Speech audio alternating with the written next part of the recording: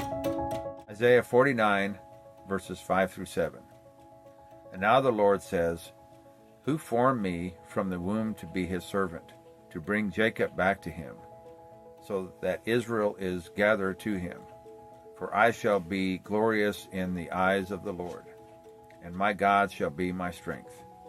Indeed, he says, it is too small a thing that you should be my servant, to raise up the tribes of Jacob, and to restore and the preserved ones of Israel.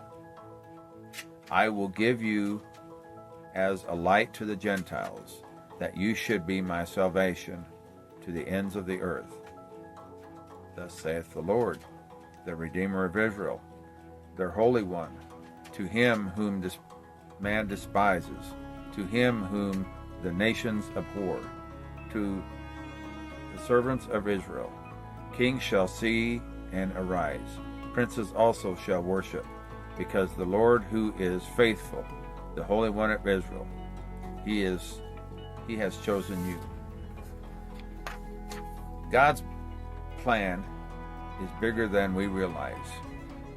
At the time of this prophecy, Israel was God's chosen people, a nation meant to shine God's light and righteousness to the world.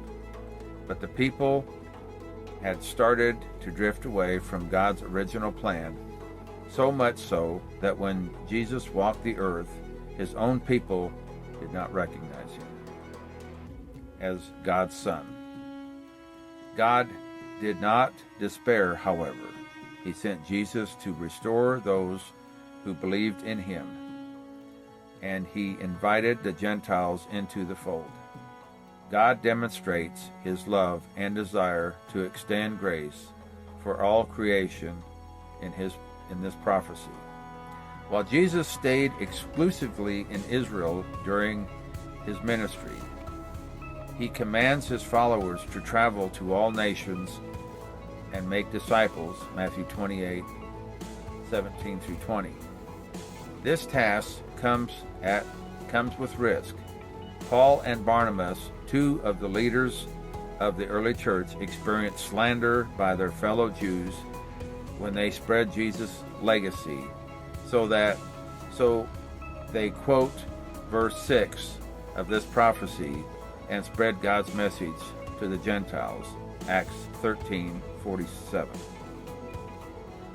Paul reveals God's intricate plan later when he is on trial in front of King Agrippa in Acts 26.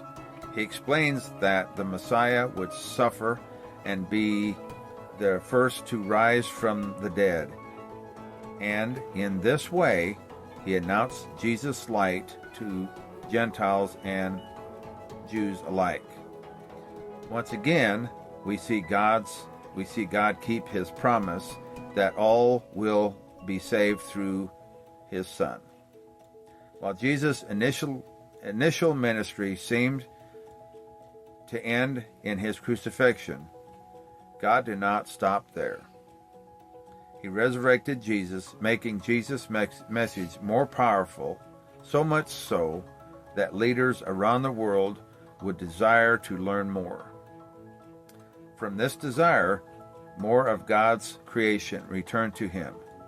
We can trust in God's plan now because of what he has already accomplished. We can rest in God's promise because he is faithful.